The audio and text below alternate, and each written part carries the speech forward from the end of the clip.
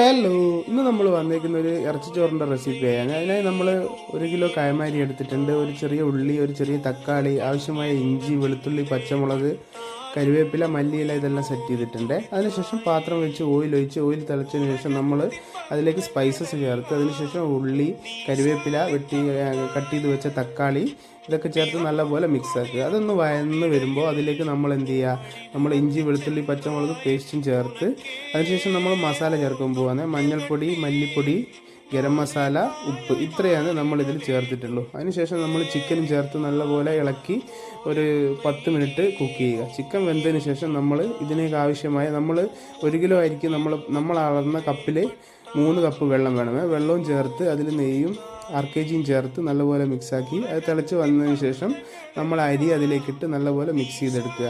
ഒന്ന് സെറ്റായി വെള്ളം വറ്റി വരുന്ന സമയത്ത് മല്ലിച്ചപ്പും ചേർത്ത് നല്ലപോലെ ഇളക്കി വെള്ളം നന്നായി വറ്റിച്ചെടുക്കുക. ഈ ഒരു ലെവലിൽ കിട്ടുമേ. അപ്പോൾ നമ്മൾ അടുപ്പിൽ നിന്നെടുത്ത് മൂടി മേലെ കുറച്ച് കണലും വെച്ച് ചെറിയൊരു ദമ്മ് കൊടുക്കുക.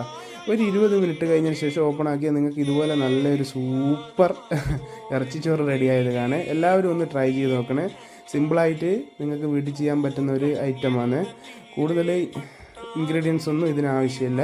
കൂടെ നമ്മളൊരു ചട്നിയും അതേപോലെ ഒരു സലാഡും ചെയ്തിട്ടുണ്ട്. എല്ലാവരും ഒന്ന് ട്രൈ ചെയ്ത് നോക്കിയിട്ട് പറയണേ. Thank you all.